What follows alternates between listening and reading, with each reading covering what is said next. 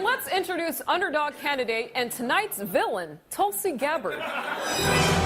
Thank you, Rachel. What an honor it is to be on this stage with my fellow candidates. I want you to know that I smell your fear and it makes me stronger. I'm wearing the white suit of your fallen hero, Hillary Clinton. Now fight me, cowards. Senator Harris, would you like to respond? Let us understand, North Vietnam cannot defeat or humiliate the United States. Only Americans can do that. Hello, guten tag, shalom, and ni hao to our many, many listeners. You are listening to episode 15 of The Moral Minority. As usual, unnamed because we don't name it until after we're done. I'm your host, Marcel, and this is my co-host, Dan. Say hi, Dan. Hi, Dan.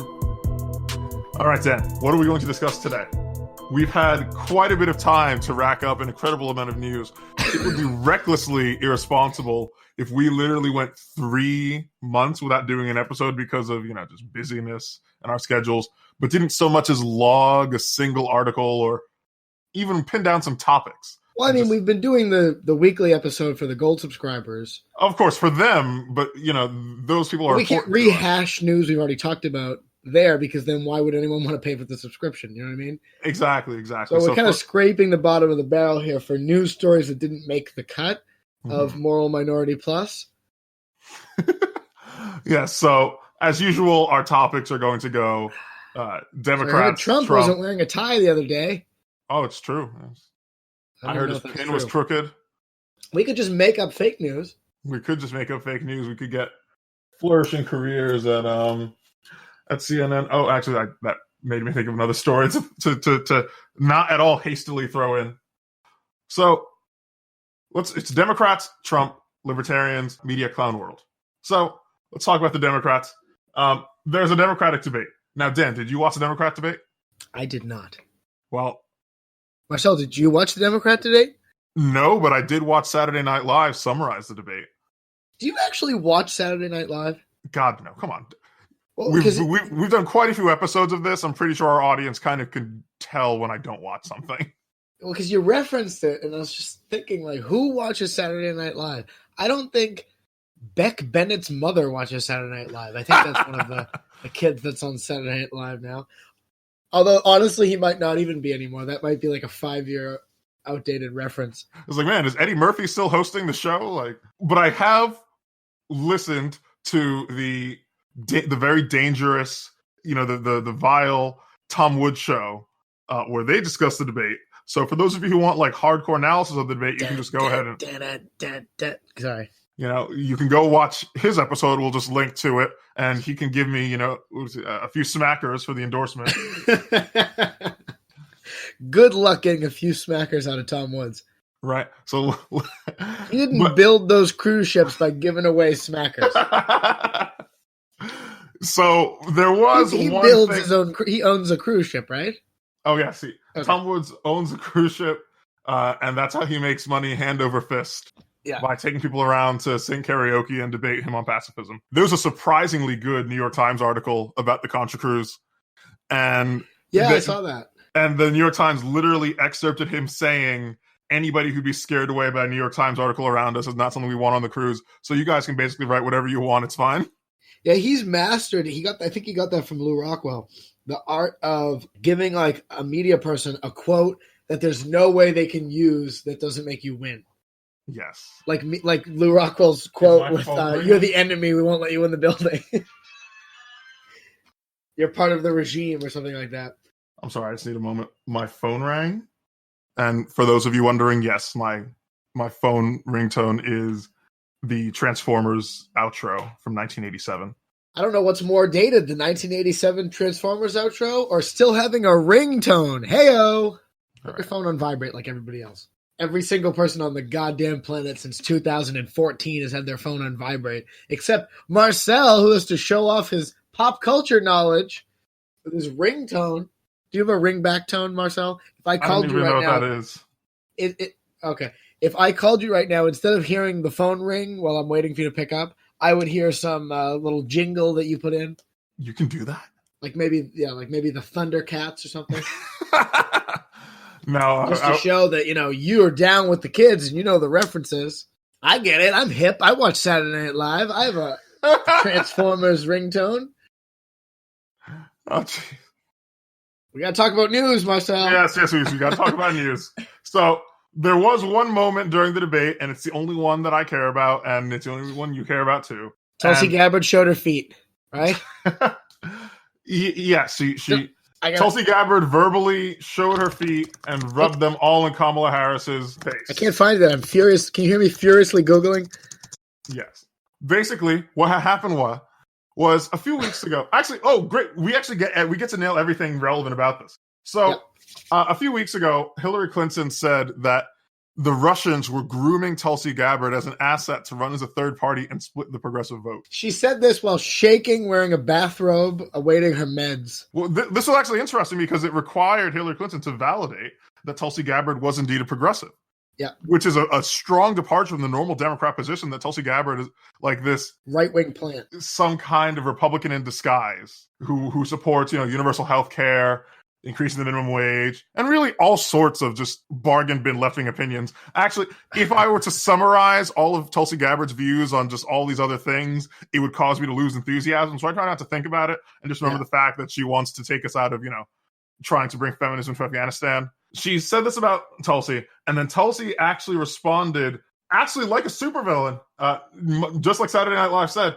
She said she called Hillary Clinton the embodiment of the rot, the personification of corruption, and some other third thing. Actually, in this case, I guess she talked about Hillary Clinton as if she were a supervillain, which she is. And in this case, Tulsi was more like a some kind of fictional character, some kind of medieval knight or something, invoking a curse. Sparks flew. We didn't, Wow, sexist. Yes, that's exactly right. I know just a minute ago I said that I want Tulsi Gabbard to show her feet, but I said it respectfully. What you said was disgusting. I distanced myself. I also distanced myself from my own remarks. As a conservative, I'm obliged to do that. Yeah. During the debate, this one was hosted by MSNBC. I mean, there have probably been multiple debates since our last episode. There's probably been 15 of them. Yes, but they all blend into one. Yes, it's all just one long debate. And after Tulsi's remark on why did you say that Hillary Clinton was a bad person? And Tulsi said, because she's a bad person. And one of the panelists, I believe it was, I know who's in my mind, but I don't want to describe her. Because if I do, I'll just... Amy Klobuchar? No. The lesbian, right? The one that's obviously, the one that looks like the brunette version of Ellen DeGeneres. What's her name? I don't know who you could mean. Son of a... Rachel Maddow? Rachel Maddow, yes, thank you. She's like the evil Ellen DeGeneres. Yes. She's like an Ellen that doesn't dance. She just frowns and talks about politics. She cries. This is your reality now that Trump is president. Yes. So Rachel Maddow, I believe it was, asked Kamala Harris, would you like to respond to Tulsi's remarks that did not mention you by name, nor did they even vaguely concern you? I feel as though almost it would have been effectively a tacit admission that in the mind of MSNBC, Kamala Harris is a designated successor to Hillary Clinton and not Elizabeth Warren. And then, of course, Kamala Harris had these ready-made zingers about how I think it's disturbing that I'm even forced to share a stage with someone like Tulsi Gabbard, who is an Assad apologist, and da-da-da-da-da-da-da. Yeah. I mean, we've all heard it 1,000 times.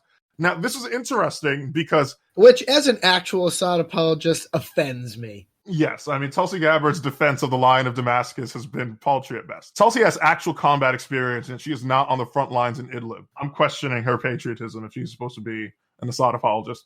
So it's interesting here because either MSNBC thinks that an attack on Hillary is an attack on Kamala, or they knew, the hit was in, right? We're smashing Tulsi. I mean, granted, that hit's been in for, months. Yeah. And they just decided to just give Kamala, I was like, all right, she said something, Kamala, destroy her. But what was really interesting was Kamala had this ready-made response, which is a far cry from the second debate in which, what did Kamala say? That she was a top-tier candidate, right? Yeah. She didn't even know why Tulsi was going after her, except now Tulsi didn't go after her, and Kamala had to contrive an opportunity to attack her. Well, because Kamala is one of the worst campaigners, ever. So when she was actually getting attacked, she just goes, I don't know what to say to that, so I will see you in 3 months, and I'll have a zinger for you. And then 3 months later, she has to go, hey, remember when you attacked me? Could you set that up again? I have a zinger now. Tulsi's like, who are you? Who is this woman? Here's why she's the heir to Hillary. Because even though, what's her name? Warren is like more Hillary looking, like she's like the smirking grandma who lies all the time. What Harris has that Hillary had is that soulless automaton quality where you really feel like someone, like some power broker behind the scenes, could just come up to her tomorrow and say, we need you to take this position that you've never held in your whole life. And she would just go, oh, okay, done. Just like that.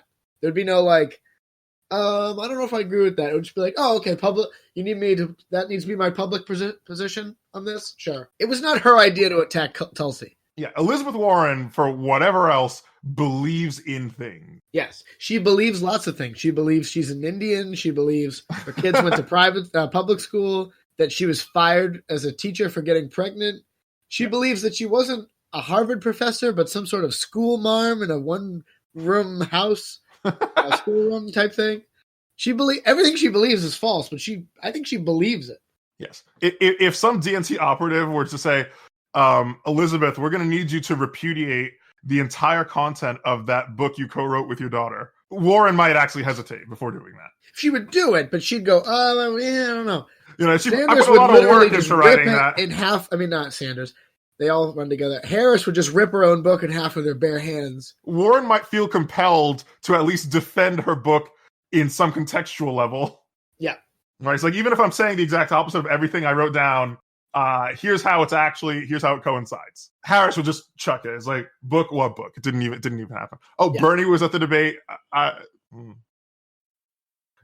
We're talking about a debate that I didn't watch. I've only seen like 30 I know what happened though. I can tell you what happened. SNL sketch. So Warren yelled, and Buttigieg came off like the smuggest, smartest 12-year-old running for president, and Biden, his teeth slipped around inside his mouth, and he talked slow. Let's not forget Joe Biden's immortal line. We need to keep punching and punching at the problem of domestic violence. I forgot about that, yeah. Only honestly, Joe Biden was like, I'm going to give domestic violence a black eye for making my dinner cold. When I come home, if I don't have my slippers and pipe ready, I'm going to kick domestic violence's ass. And then domestic violence is going to show up at the PTA meeting and tell everybody that he walked into a door. Jesus Christ.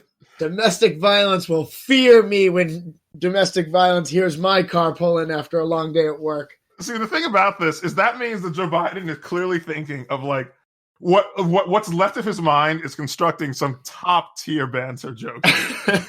I mean, for you to come out and actually say verbally, we're going to keep punching at domestic violence, that means you're not going senile. What's happening is Joe Biden is mentally reverting back to like the 1960s and 70s, where that kind of joke might have worked. I honestly thought that he was gonna attack Cory Booker, thinking that he was Cornpop. Cornpop, you've come back to get me. I'll tell you what, Cornpop, you can cut me, but I'm gonna wrap this chain around your head. He just chases Cory Booker around. Andrew Yang is still in the running. I think he got to talk once or twice. You know what I find funny about Andrew Yang is that he's offering us all $1,000, but not until he's president, even though he's a billionaire. He could give us the $1,000 now, and people would vote.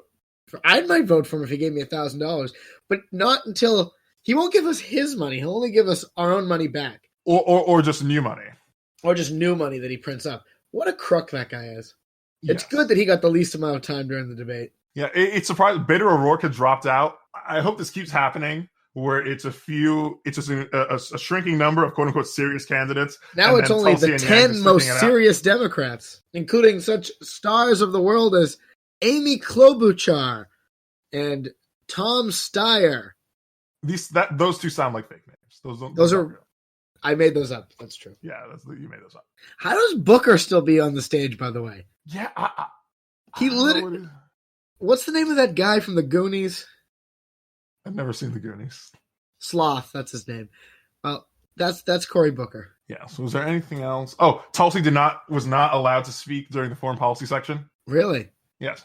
Wow. I mean, that shouldn't surprise me, but Yes. There will